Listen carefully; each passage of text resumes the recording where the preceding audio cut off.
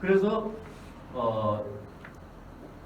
그래서 이제 이 붕괴라고 하는 것은 뭐냐면은 아까 얘기했던 겁니다. 붕괴라고 하는 것은 살아있는 고양이와 살아있는 고양이 상태와 죽어있는 고양이 상태가 중첩이 돼 있었는데 뚜껑을 여는 순간, 즉 이제 물리학에서 이것을 관찰행위라고 그럽니다.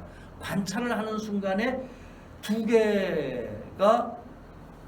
개 상태가 무너지고 하나의 상태로 되는 것, 그것을 이제 컬랩스라고, 붕괴라고 말을 할 겁니다. 뭐 이런 거는 다 모르셔도 돼요. 그래서 폰 노이만의 투사공정도 똑같은 이야기입니다. 이게 좀 어려운 얘기지만 우리가 세 번째 시간에 폰 노이만에 대해서 잠깐 얘기를 했어요.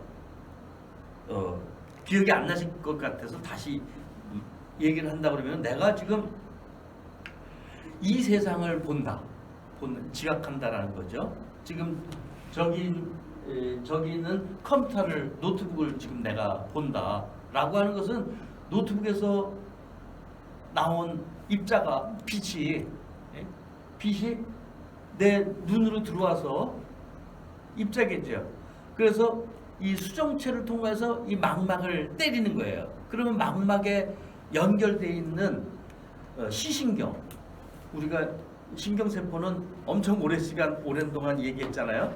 이 시신경에서 그것을 받아서 이 뇌로 중뇌로 해가지고 이제 해석을 하는 거겠죠. 자, 근데 우리가 지금 내가 안경을 쓰고 있어. 혹은 콘택트 렌즈라고 쳐요.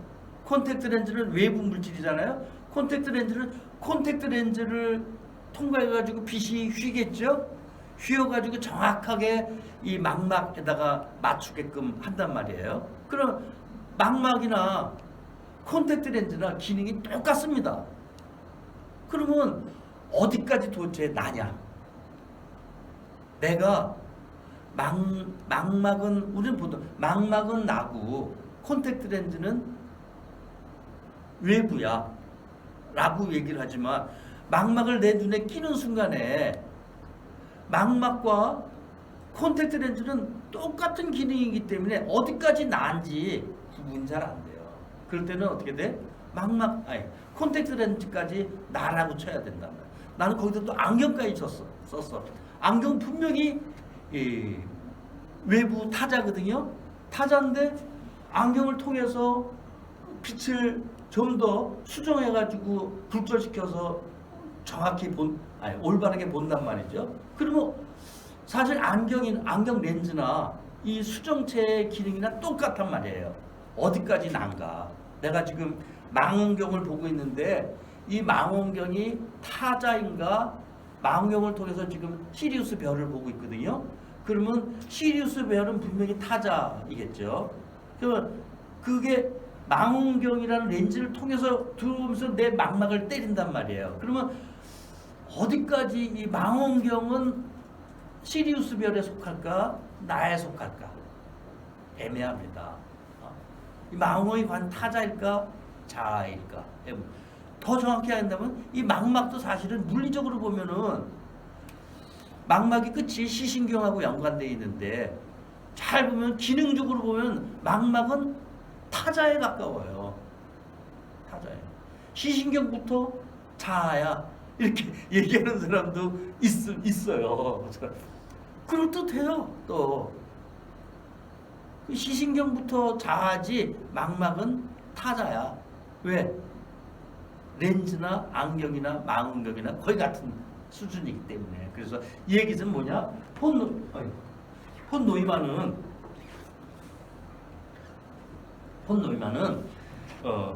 자아와 타자가 딱 구분이 안 된단 말이에요. 그 구분이 되는 것은 뭐냐? 내가 어떤 행위를 할 때, 내가 어떤 행위를 하느냐에 따라서 이 구분이 된다는 거죠. 그래서 폰 노이만에서 내가 어떤 행위, 즉 이 주체적 행동이 굉장히 중요해요. 옛날에는 어떻게 돼요? 주체적 행위에 관계없이 정확한 사물이어야 됩니다. 즉 여기 지금 25 이 물건을 저울에 대고 봤더니 25g이라는 카운터빌리티의 대상이 됐거든요. 그러면 이게 과학적 대상이 되려고 그러면은 A라는 사람이 저울에 올려놔도 25g이어야 되고 B라는 사람이 올려놔도 25g이 돼야 되는데 이게 과학적인 대상이죠. 그런데 그리고 열대 지방에 있는 사람이 올려놔도 25g, 여기 온대 지방에 있는 사람이 올려놔도 25g이 돼야 과학적이라고 보통 이 과학적 대상이라고 얘기를 해요. 그래서 관찰자에 무관해야 돼. 전통적인 우리의 자아로는. 그런데 이쪽에서 양자역학에서는 그게 아니라 주체가 누구냐에 따라서 주체가 어떻게 행동하느냐에 따라서 이 대상이 달라질 수가 있다라는 이런 생각을 이제 폰 노이만이 처음 한 거예요. 아주 대단합니다. 오늘날 컴퓨터의 두 사람이 아버지를 들으라. 그러면은 폰 노이만이 단연코 1위, 2위는 그 유명한 튜링입니다. 전부 다 1950년대, 40, 50년대 사람들이죠. 그래서 폰 노이만과 튜링을 우리가 들어갈 수는 없지만 중요한 것은 제가 얘기한 게 타자와 자아의 경계가 그렇게 명확할 수 있을까? 전통 과학처럼 그거를 처음으로 의심한 사람이에요.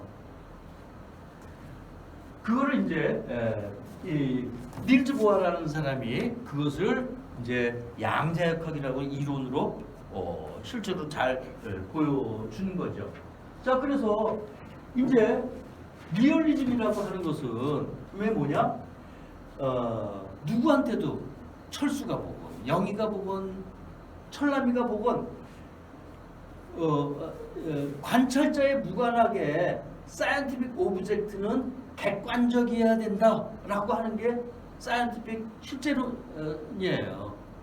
자, 그런데 양자역학은 다르다는 거 아니에요. 그러니까는 양자역학은 사이언티픽 리얼리즘에서 벗어나 있는 겁니다. 이거 굉장히 지금 문제가 되고 있는 거예요. 과학은 2500년 동안 과학적 실제론에 충실하고 그것을 벗어나면은 그것은 주관적이야 라고 얘기를 한 건데 양자역학에서 이게 깨졌다기보다도 흔들린 겁니다. 깨진 건 아니에요. 근데 흔들리기 시작한 거죠. 그래서 이제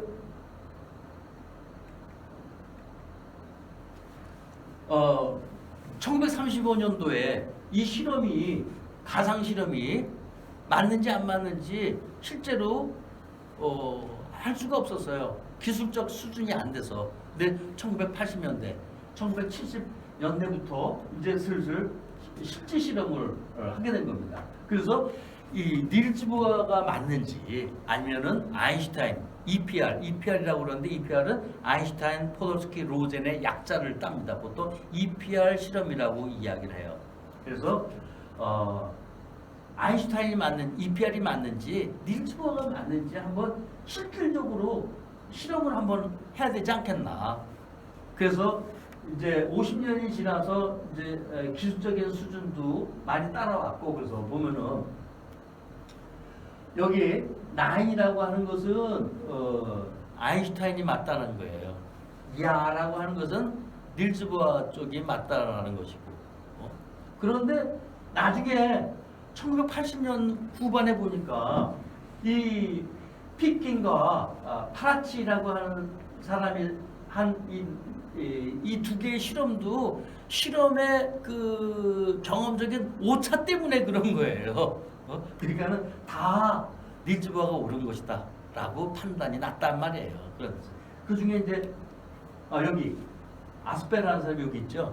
프랑스 사람입니다. 그래서 T 발음을 안 해요. 아스페 사람은 드라이말, 그러니까 3번이나 실험했는데도 정확하게 정확하다는 말은 여기서 함부로 쓰면 안 되고 대체로 닐즈 보아의 손을 들어준 겁니다. 그러니까 더 이상 이 이유는 이 실험을 안 해요. 실험할 필요가 없어요. 이제 왜 너무나 확연하게 야 나인이 구분됐기 때문에 실험 안 합니다. 할 필요가 없어요. 왜 1982년 아스페가 이제 결정적으로 했기 때문에 대학원 시절입니다. 그래서 작년에 몇 년 지난 거야? 92, 30, 40, 50, 92, 60. 2, 12, 40년 후에 정확하게 40년 후에 노벨상을 받았네요.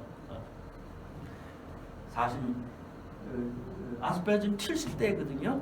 70대 초반이 그렇게 나이 많지도 않아요. 70대 초반인데 40년 전에 한 거다. 어우. 자, 그러니까는 이 실험으로 봐서는 전부 자, 닐즈 보어가 맞죠. 그럼 닐즈 보어가 맞으면은 실제론이 무너져야 되겠죠. 논리적으로. 자, 그런데 우리 과학자들은 마음이 그렇게 샥 안 변해요. 양자역학이 맞아. 맞긴 맞지만 실제로는 난 포기할 수 없어. 라는 게 바로 과학자의 마음입니다. 이게 이중적인 모습인데 제가 첫 시간부터 이중성이라는 말 잘 썼잖아요. 저는 이중적인가를 부정적인 어휘로 사용하지 않는다라는 거죠. 자, 그래서 1985년도에 얼마나 유명한지 EPR 논문 1935년도 나온 그 50주년 기념 학술 행사가 있었거든요. 그 짧은 논문 하나 때문에 이런 행사까지 할 정도로 그 설문을 했어요. 여기 모인 전세 국제적으로 제일 유명한 65명의 과학자를 대상으로 이렇게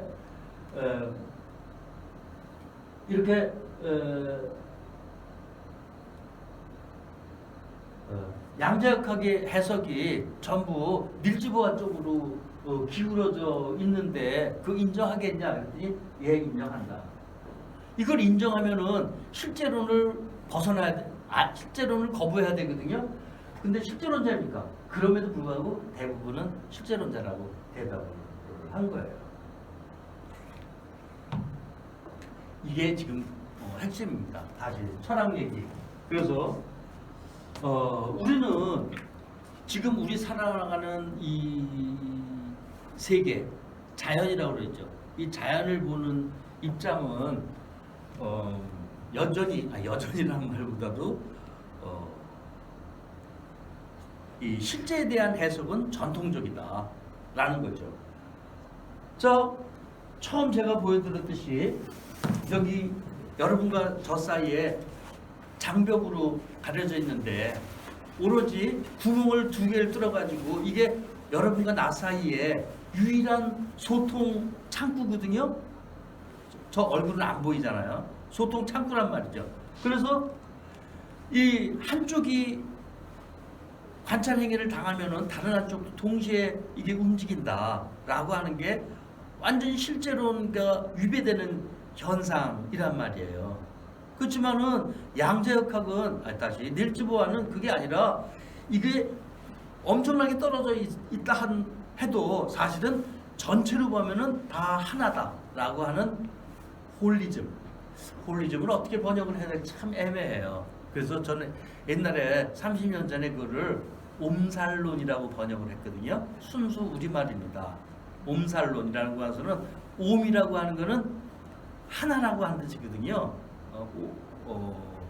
이게 순수 우리말인데 그 어원은 고대 인도에서 나왔어요. 그래서 고대 인도 경제를 보면 옴 바라바냐 뭐 그러면 그게 다 이 홀리스틱하다라는 뜻이에요. 근데 여기서 옴살할 때 옴은 한 몸입니다. 그래서 누가 여기 너 엄살 좀 떨지 마. 똑같은 말이에요. 여기 누가 살살 했는데 여기 조금 꼬집었거든요. 그런데 어떻게 돼? 여기만 조금 꼬집었는데 국소적으로 로컬리티하게 여기만 꼬집었는데 온몸으로 아파하는 거예요. 그게 엄살이에요. 그 어원이 같습니다. 그래서 그걸 옴살이라고 번역했는데 별로 호응이 없어요. 그렇다고 전체론이라고 번역하면 너무 오역이고 그래서 보면 요즘 그냥 홀리즘 이렇게 많이 하더라고요. 몸살이 딱 좋은데. 예? 그래서 이게 밀접하고 보기에는 실제론을 파괴시키는 게 아니다. 근데 이게 하나로 보면 이 두 개가 하나의 옴살의 가지에 지나지 않는 거예요. 그래서 실제가 리얼리티는 이렇게 플라톤식의 리얼리티도 있지만 카운터빌리티 할 수 없는 하나라고 하는 완전히 다른 세계관, 철학적 세계관이죠.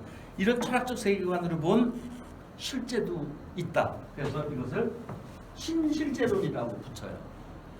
아무데나 신자 붙이면은 다 통해요. 근데 실제 내용적으로는 반실제론이거든요.